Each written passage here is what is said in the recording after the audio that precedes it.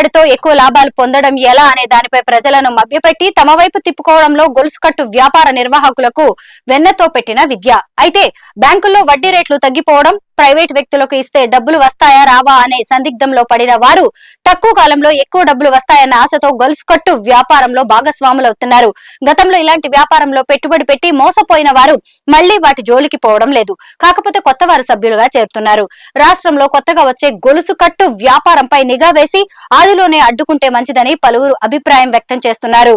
కేవలం 300 రూపాయలు పెట్టుబడి పెడితే 2 రోజుల తర్వాత 30 రూపాయలు ఇచ్చి తర్వాత 300 రూపాయలు తిరిగి వస్తాయనే ప్రచారంతో ఈ వ్యాపారం మొదలైంది.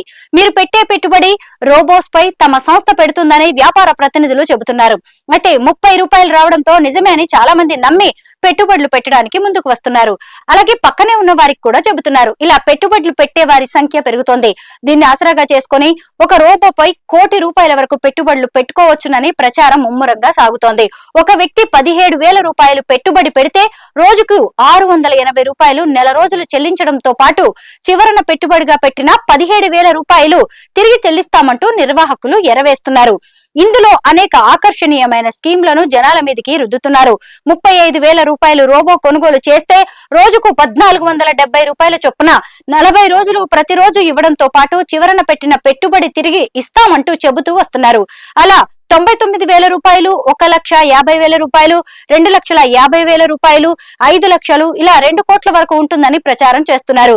2 కోట్లు పెట్టుబడి పెడితే సంవత్సరం పాటు రోజుకు ₹1,00,000 చొప్పున ఇవ్వడంతో పాటు చివరి రోజున పెట్టిన పెట్టుబడి వాపస్ చేస్తామంటూ విస్తృతంగా ప్రచారం చేస్తున్నారు. మార్కెట్ విస్తరణ కోసం సంస్థలో చేరిన సభ్యుడు కొత్తగా సభ్యుడిని చేర్పిస్తే కమిషన్ భారీగా ఎరచూపుతున్నారు.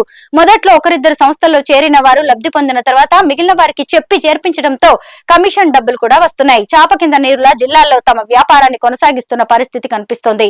ఒక్క ఈ జిల్లాయే కాదు, 2 రాష్ట్రాల్లో కూడా ఈ వ్యాపారం 3 పువ్వులు 6 కాయలుగా కొనసాగుతోంది. ఈ వ్యాపారం మొదట్లో కొంతమందితో వాట్సాప్ గ్రూప్ ఏర్పాటు చేసి ప్రచారం మొదలు పెట్టారు. అలా మొదలైన ఈ వ్యాపారంలో సభ్యులు భాగస్వాములు కావడంతో రాజన్న సిరిసిల్ల జిల్లా కేంద్రంలోని ఓ ప్రైవేట్ ఫంక్షన్ హాల్లో భారీ ఎత్తున సమావేశాన్ని నిర్వహించారు. దీంతో మరికొందరు సభ్యులు చేరడానికి ఆసక్తి కనబరుస్తున్నారు. మనిషి ఆశాజీవి. తక్కువ పెట్టుబడితో ఎక్కువ లాభాలు వస్తున్నాయంటే ఎవరైనా పెట్టుబడి పెట్టడానికి సిద్ధపడుతూ ఉంటారు. అయితే దీన్ని ఆసరాగా చేసుకుని గొలుసు కట్టుడు వ్యాపార సంస్థలు మోసాలకు తెరతీస్తున్నాయి. గతంలో ఎన్నో గొలుసు కట్టుడు వ్యాపారాలతో నష్టపోయిన ప్రజలు ఉన్నారు. సిరిసిల్ల కేంద్రమే కాదు, రాష్ట్రమంతటా ఈ వ్యాపారం విస్తరిస్తోంది. సిరిసిల్ల కేంద్రంగా జరుగుతున్న గొలుసు కట్టుడు వ్యాపారంపై విజిలెన్స్, పోలీస్ అధికారులు నిఘా వేసి ఒకవేళ మోసాలు ఉంటే ప్రజలను అప్రమత్తం చేస్తే మోసాల బారిన పేదలు పడకుండా ఉంటారని పలువురు భావిస్తున్నారు.